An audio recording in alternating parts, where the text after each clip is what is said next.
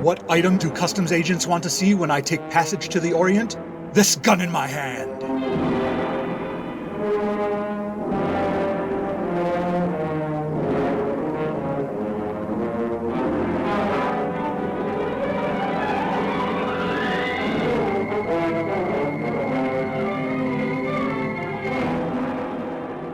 Tonight, we present This Gun in My Hand Spotlight, which is to say 2 minor characters will dominate this episode so Falk Zildjian, unceasing hero by virtue of the fact that he carries a gun, can have the night off.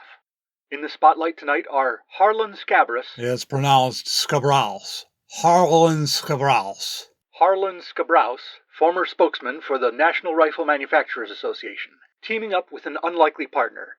Everybody's favorite anti-establishment inventor and martial artist, and faithful Filipino valet to the Emerald Ash Borer, Castro. This guy? No, you have got to be kidding me. I'm going on a secret mission. How would the skills of a public relations mouthpiece help with that? I'm getting to that part. Castro and Scabraus have been recruited by the U.S. government to parachute into northern Italy, rescue a scientist from the infamous fascist stronghold known as Castello, Lupo, roccia, and smuggle him out of the country. Dr. Sureshot holds knowledge of 2 devices which may be the keys to winning this war, which your country may or may not be officially involved in, depending on which time zone you're listening from. I'm honored to be chosen for a mission that's so important it involves 2 MacGuffins instead of just 1. I suppose this scientist has a piece of microfilm containing the plans for an improved bomb site? Actually, he carried the plans for a flawed bomb site. Reverse psychology, my boy. Allies were hoping the fascists would think it was an improved bomb site and start using it in all their planes, causing their bombs to go astray. But they spotted the flaw. So it doesn't matter if we get that information. The boys upstairs think that if we steal back the plans for the flawed bomb site, then the fascists might think it was important, and they'll think it really was improved. Maybe there's a lighter-than-air gas leak in the building that only affects the thinking of those boys upstairs. What's the other device or information we're trying to steal? A code machine used by the Nazis in the eye ties. Great. I'm supposed to get in and out of hostile territory with a hostage, a machine, and a sidekick dragging me down. Hey, I'm more than a sidekick. I can be a big help. What skills or powers do you have other than doing damage control for the firearms industry? I'm what you call an indomitable hero by virtue of the fact that I carry a gun. Ugh, one of those. I need to get you 2 out of the narration and into the action. A C-47 transport aircraft flies high enough over the mountains to avoid notice from the ground, bearing these 2 commandos. Castro and Scabraus triple-check their parachutes and equipment as the plane approaches the drop zone. You're probably wondering how I became a secret agent. What? I said you're probably wondering how I became a secret agent. I can't hear you over the engine noise. Tell me after we make the jump. It's here. You're over the drop zone. Go, go, go, go. I was saying, you're probably wondering how I became a secret agent. I don't care. I just want to get through this. Maybe the rear echelon military figures see something in you that I don't. I thought you were some kind of anti-government, anti-authority wise guy. Anarcho-syndicalist. Right, I am. Then how did you end up as a commando for the U.S. government? I thought you were supposed to hate them. I do, but I set my differences aside in order to fight fascists with them. How about you? What made you leave that cushy job? The National Rifle Manufacturers Association has been on the brink of crashing in spectacular fashion due to accusations of corruption among its senior staff. So I'm getting out before the whole house of cartridges collapses and affects my reputation worse than it already has. I'm becoming a writer instead. I'd say that's admirable if you hadn't been collaborating with those ghouls for years. Thank you. I'm working on a pitch for a radio show. It's going to be a sort of western, but with a twist. The hero was born in the Far East, see? You're actually using an Asian main character? No, his parents were Americans working in the diplomatic corps somewhere. The hero was born while they were stationed overseas, raised in one of those rough and tumble ports like Shanghai or Singapore or Hong Kong. So he knows the culture and he's a boxer. You know, Oriental boxing. They don't call it boxing. It's martial arts. See, that's the kind of thing you could give me advice on. You want me to do a sensitivity reading? Well, that could be part of it. You could point out spots where the hero's too sensitive, so I could man him up a little. I don't want listeners thinking he's light in the fedora. That's not what that means. Anyhow, I haven't written anything yet. It's all just ideas in my head. It's going to be fabulous when it all comes together. Of course. Why don't you write it all down, get a solid first draft, and then I'll give it a read. Good Lord. If I started writing, I'd read it back and start editing and tweaking it endlessly. I'd never get to the point of having something polished enough to share. That's why I suggested it. No, I think I'll dictate ideas to my secretary. That way I won't read it later or revise it, so I won't get trapped in that cycle. Please get trapped in that cycle. I love your sense of humor. Anyhow, it's going to be dramatic and full of action. I want you to give me authentic details about the Orient I can put into it. How should he dress? How should he talk? What Oriental foods does he eat? Oh boy. Where exactly is he supposed to be from? Oh, I don't know. You're Japanese, right? The intro for every episode of The Emerald Ash Borer announces me as his faithful Filipino valet. I know, but I could have sworn they used to announce you as the faithful Japanese valet. I figured they started calling you Filipino to keep you out of an internment camp. No, I'm Filipino-American. My parents came from the Philippines, but I was born in Ann Arbor. Where did you get this idea about internment camps? It's 1939, Harlan. Roosevelt's too progressive to put people in camps like these fascists do. I hope you're right. Radio listeners won't want to hear about Oriental adventures if they're too scared of the Yellow Peril. Another clue that I'm from Filipino heritage is my name, Castro. That's a product of 300 years of Spanish colonialism in the Philippines. So you're Spanish? Darn, I don't know any other Orientals who can advise me. No, I'm not Spanish, but I speak it, along with Tagalog, a little Chinese, Cebuano. Good.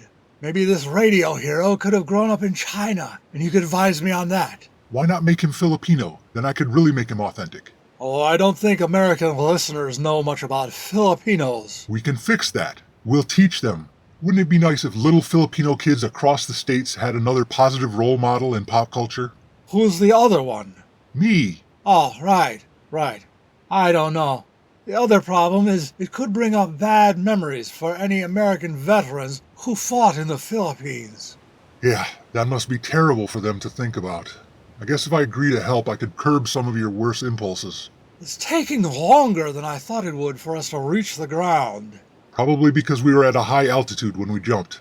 Well, it's coming up fast now. I'm glad I got this opportunity to talk to you before we... Let me get this parachute off, and I'll cut you down from that tree. Now, the really great part... Harlan, let's get oriented. My compass shows that direction is north. We need to go east to find the prison where Dr. What's-His-Name is being held. I believe his name is Dr. John, like in the song. I don't remember that from the briefing. It doesn't matter. Let's go. As I was saying, the really great part is the shifting identities of our hero from the Orient. When he's going about in his normal civilian identity, he's Fink Carney, captain of the 78-foot catch Woozy Princess.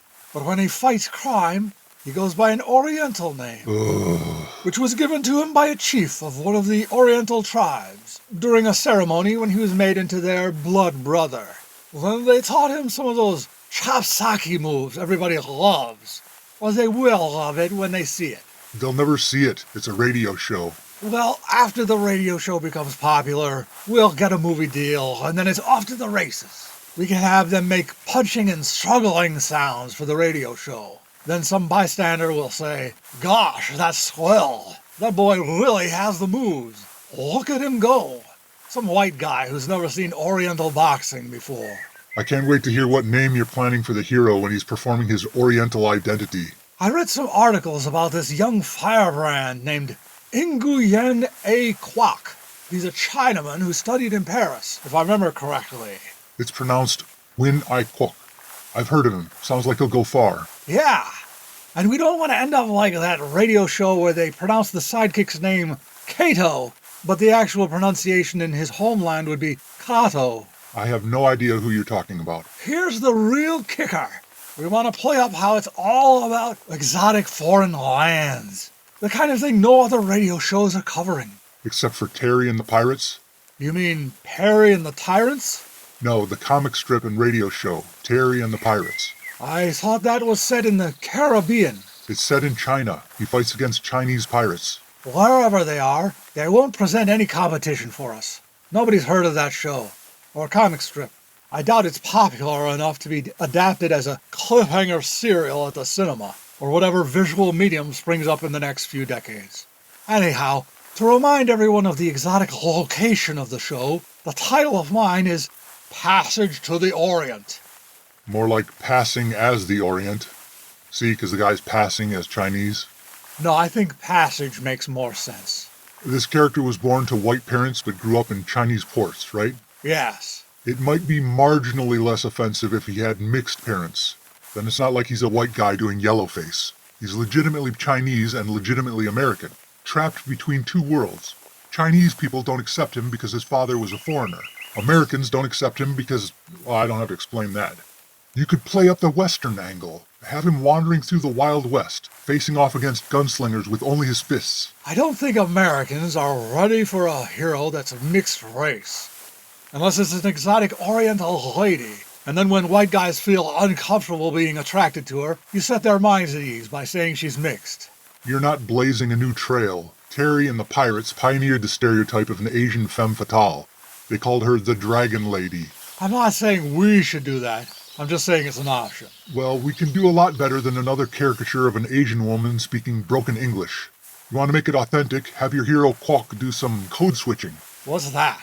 He'll be talking along in English and then continue in Mandarin or Cantonese. He goes back and forth depending on what he's talking about or how he feels. What's the difference between that and broken English? Code switching is when a person is fluent in two languages. They choose to use words from either language depending on who they're talking to or what they want to get across, or as a reminder of their culture. Broken English is when they don't know English well and have to rely on their first language, speaking with a heavy accent and mispronouncing words. I can't abide foreigners mispronouncing the Queen's English. They should learn to say it right or leave. Right. We shouldn't use too many foreign terms. We don't want to confuse our audience. How about if we educate them? Imagine if the audience learned a few new words at a time, which they would only associate with your show. Their new vocabulary would be like a password or shibboleth for fans to identify each other. No, we can't have any of those. The guy who wrote about shoggoths, do you know what he named his cat? I didn't say shoggoths, I said shibboleths. None of those either. Excuse me, we'll circle back around to that. We're at the wall of the prison. Here comes a prison guard. We don't want anyone to hear gunfire, so... Castro, what are you doing with that knife? Are you... Hey, yo! You just stabbed a man to death. He was a fascist. I get dibs on the next one. There's an emergency exit door. Let's get in there and find our way to Dr. Sure-Shot. As I recall, his name is Dr. Sure to Make the Bodies Drop. Quiet. We need to get through this place without being heard. In that case, we can indicate the passage of time by playing a commercial. Good idea. Bill, can you give us a lead-in? We apologize for the background noise in this upcoming commercial. It was not recorded in our studio by professional sound engineers. The sponsor provided this wire recording of exactly what they wanted us to play, so it is what it is. Hey, all of us, everybody feels down now and then, right? Am I right? Yeah, I'm right. You go through periods you don't feel good. Some bad happens, it builds up on you. Boss is a jerk, not mine, but, people go through that. Family member dies, get an argument with the wife. You start to think you should seek out some psychiatric help.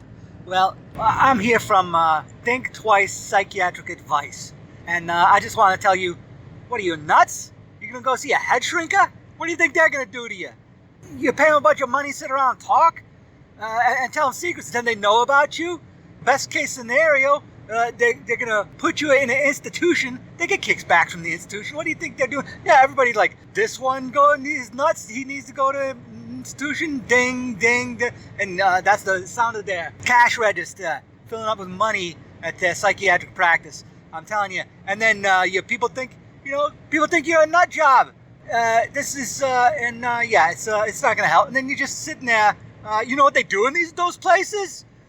You're just shocked. they'll shoot you up with drugs to also shock you, because they don't know what the hell to do. They just shock you. Yeah, so this is some psychiatric advice brought to you by Think Twice Psychiatric Advice.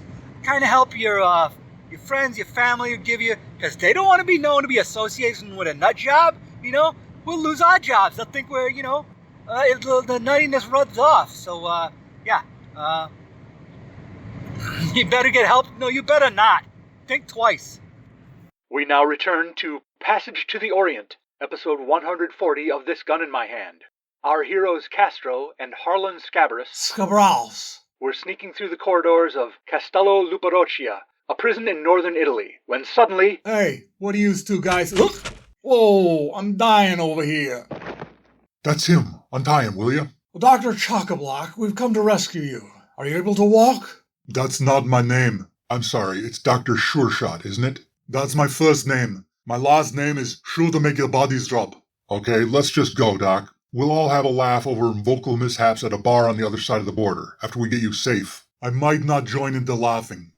One thing I want out of this story is a sure icon. You're that confident your hero Quack will be memorable? No. If you weren't aware, a sure icon is a kind of star-shaped piece of metal with sharp points, used as a throwing weapon by Korean masters of stealth. Shuriken. Throwing stars are called shuriken, and they're Japanese. According to what I've read...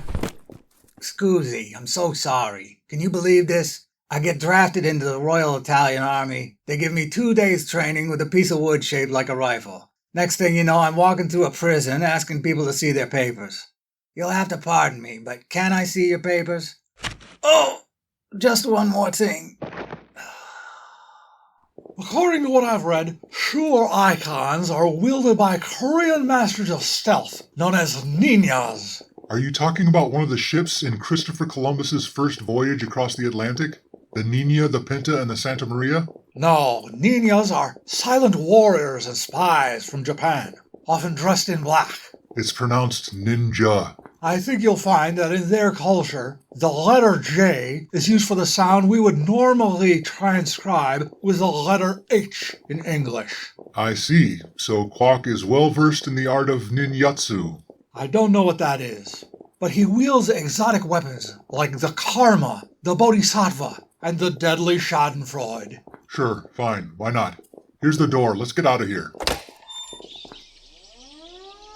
Alarm! Alarm! Why are they yelling alarm in German in an Italian prison? There must be some Nazis stationed here. I ain't like that no more. It's only a mile to the safe house across the border. Hurry! Would have made sense to build a prison a little deeper inside the country. While we have some time, Dr. Poppinlock, I could get your opinion on the pitch for my radio show. Save your breath. Go ahead. It'll take my mind off the bloodhounds that they've probably turned loose. You don't mind him getting your name wrong, Doc? I don't care anymore. Call me anything but Dr. Laid for dinner. Of course. Whatever this man, Ledford Inner, did to make you despise him, I won't bring it up. Never mind. This fence marks the border. I'll hold down the barbed wire while you cross. Ouch! And there's the safe house. It's within sight of the border? They won't just shoot us? They wouldn't dare. Anyway, it's called a safe house. It must be safe. Here, on the desk. They left an encoded message that was intercepted earlier. We've got to decode it and transmit it to the Americans as soon as we can. Thousands of lives could be at stake. Where's the coding machine? I knew there was something we forgot. The machine is not necessary. Whoever built it was a con artist. The code is a simple substitution cipher. Once you have the list of 26 letters of the alphabet, along with the letters that they represent, you have the whole code. Then where's the list? I need to extract the film from my body. Where is it in your body that it needs to be extracted from? Is this a situation that calls for X-lax and thoroughly washing the film? Nothing like that. It's right here. Ugh. It was in a tiny roll inside my belly button, along with the plans for the flawed bomb site. Thank you. That's... It still needs to be thoroughly washed. What do you expect? I was in prison. You can't trust the showers in a place like that. I mean that as a joke about death camps, not a homophobic joke. Never mind the smell. Give me the code film and a magnifying glass. The message starts with VBXGL. That's DR... My team and I, we were hounded by the brown shirts before they caught up with us. It was only with the use of a toy camera from a box of sugar-laden children's cereal that we were able to capture these images on film. O-V-A-L.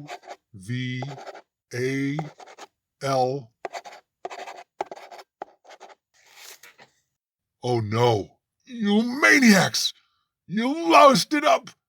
Darn you! Gosh darn you all to heck! What is it? I think he's displeased with the final message. What does it say? Drink Ovaltine!